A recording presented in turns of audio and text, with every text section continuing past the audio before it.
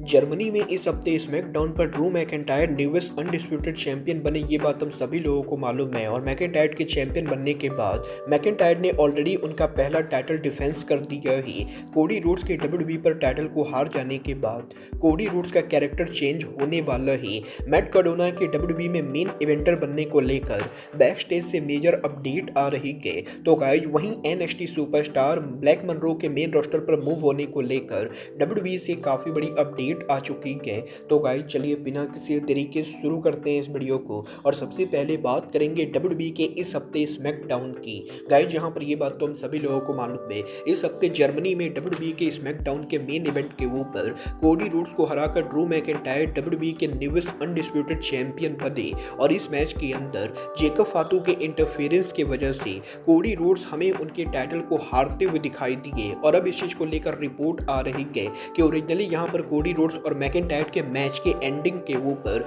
WWE company ने जो finish plan किया था, शो के ऊपर ओरिजिनली उस फिनिश को नहीं प्रोड्यूस किया गया। और बर्लिन में स्मैकडाउन के ऊपर ओरिजिनली यहाँ पर कोडी और मैकइंटायर का मैच जिस तरीके से ओवर होने वाला था, वो मैच यहाँ पर उस तरीके से ना ओवर होके बल्कि लास्ट मिनट के ऊपर डिफरेंट डायरेक्शन के अंदर एंड किया गया। और इवन यहाँ पर जेकब फातू स्मैकडाउन पर रिटर्न तो करने वाले थे, बट जेकब फातू भी मैच के अंदर जिस तरीके से इंटरफियर करने वाले थे और जेकब फातू के मैच में जो इन्वॉल्वमेंट होने वाली थी, लास्ट मोमेंट के ऊपर डब्ल्यूडब्ल्यूई ने उन प्लान को चेंज किए। और स्मैकडाउन के ऊपर शो के शुरू होने के कुछ घंटे पहले डब्ल्यूडब्ल्यूई ने उनके प्लान्स के अंदर बैक एंड फोर्थ काफी सारे चेंजेस किए हैं। और अब ये देखना दिलचस्प होगा कि डब्ल्यूडब्ल्यूई के अंदर ड्रू मैकइंटायर के डब्ल्यूडब्ल्यूई पर न्यूएस्ट वर्ल्ड चैंपियन बनने के बाद और जेकब फातू के शो पर रिटर्न होने के बाद जेकब फातू और ड्रू मैकइंटायर का क्या होता है। बट गाइस जहां तक बात रही कोडी रोड्स की, तो अब मैं आपको बता दूं, कोडी रोड्स के डब्ल्यूडब्ल्यूई पर अनडिस्प्यूटेड टाइटल के हार जाने के बाद इंटरनेट पर इस चीज को लेकर रूमर चल रही है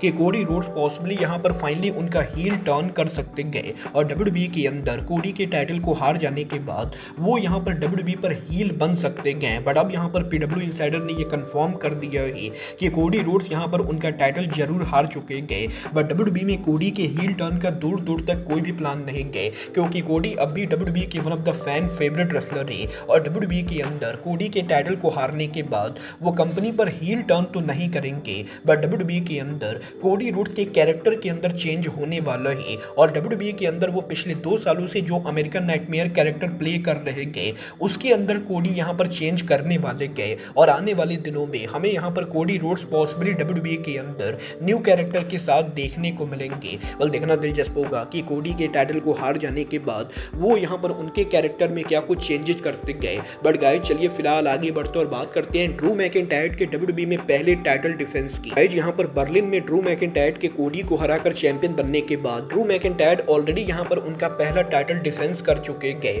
और ड्रू मैकइंटायर का पहला टाइटल डिफेंस यहाँ पर टीवी पर ना होकर बल्कि ड्रू मैकइंटायर ने लाइव इवेंट के ऊपर किया है, जहां पर इस हफ्ते डब्ल्यूडब्ल्यूई के जर्मनी में स्मैकडाउन के ऊपर डब्ल्यूडब्ल्यूई कंपनी ड्रू मैकइंटायर के होम कंट्री स्कॉटलैंड के अंदर हमें यहां पर लाइव इवेंट करते हुए दिखाई देती गए। और ड्रू मैकइंटायर उनका पहला टाइटल डिफेंस इसी लाइव इवेंट के ऊपर करते गए, जहां पर ओबियो हाइड्रो अरीना के अंदर डब्ल्यूडब्ल्यूई का live event completely sold out होता है। और 11,000 से ज्यादा लोग डब्ल्यूडब्ल्यूई के लाइव इवेंट के ऊपर मौजूद होते गए, जहां पर मैकइंटायर शो के मेन इवेंट के ऊपर टाइटल को जीतने के बाद उनका पहला टाइटल डिफेंस उनकी ही कंट्री के अंदर करते गए, जहां पर मैकइंटायर शिंसुके नाकामुरा को टाइटल मैच में फेस करते गए। और मैकइंटायर शो के मेन इवेंट के ऊपर नाकामुरा को हराकर डब्ल्यूडब्ल्यूई में सक्सेसफुल टाइटल रिटेन करते गए। और अब ये देखना दिलचस्प होगा कि ड्रू मैकइंटायर के होम कंट्री पर पहले टाइटल डिफेंस के बाद अब ड्रू मैकइंटायर का टेलीवाइज टाइटल डिफेंस कब होता है और टेलीविजन के ऊपर ड्रू मैकइंटायर का पहला चैलेंजर कौन होता है।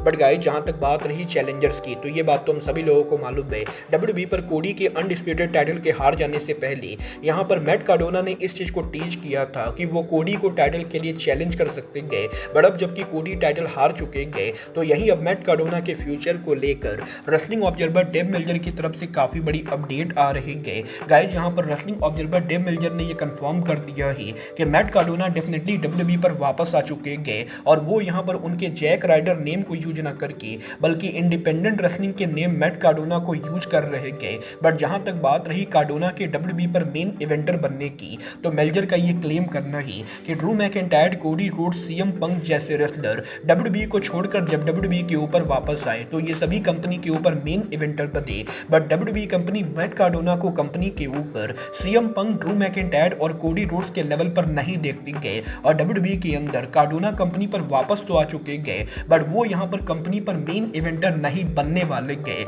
और मैट कार्डोना को डब्ल्यूडब्ल्यूई के अंदर कंपनी के ऊपर ना तो वर्ल्ड चैंपियन बनाया जाएगा, ना ही वो कंपनी के one of the biggest stars की तरह बुक होने वाले गए और मैट कार्डोना डब्ल्यूडब्ल्यूई के अंदर कंपनी के अंदर रोस्टर का सिर्फ यहाँ पर हिस्सा होंगे, जिन्हें यहाँ पर मिड कार्ड रेसलर के तौर पर यूज किया जाएगा। बोला आपको क्या लगता है, मैट कार्डोना को डब्ल्यूडब्ल्यूई के ऊपर वर्ल्ड चैंपियन बनाना चाहिए या नहीं? आप लोग मुझे कमेंट करके बताएंगे। बट गाइस चलिए फिलहाल आगे बढ़ते और बात करते हैं एनएक्सटी के रेसलर्स के मेन रोस्टर पर मूव होने की। गाइस यहाँ पर ये बात तो हम सभी लोगों को मालूम है, हाल फिलहाल में डब्ल्यूडब्ल्यूई के एनएक्सटी के काफी सारे रेसलर मेन रोस्टर के ऊपर मूव हो चुके गए और ओबा फेमी, ट्रिक विलियम्स सहित कार्मेलो हेज और जीवॉन इवॉन जैसे रेसलर्स के मेन रोस्टर पर मूव होने के बाद अब इस चीज को लेकर रूमर चल रही है कि डब्ल्यूडब्ल्यूई एनएक्सटी के one of the most popular wrestler Blake Monroe भी पॉसिबली मेन रोस्टर के ऊपर आने वाले गए। बट अब यहाँ पर पीडब्ल्यू इंसाइडर ने यह कंफर्म कर दिया है कि डब्ल्यूडब्ल्यूई के एनएक्सटी के काफी सारे टॉप रेसलर्स के मेन रोस्टर पर मूव होने के बाद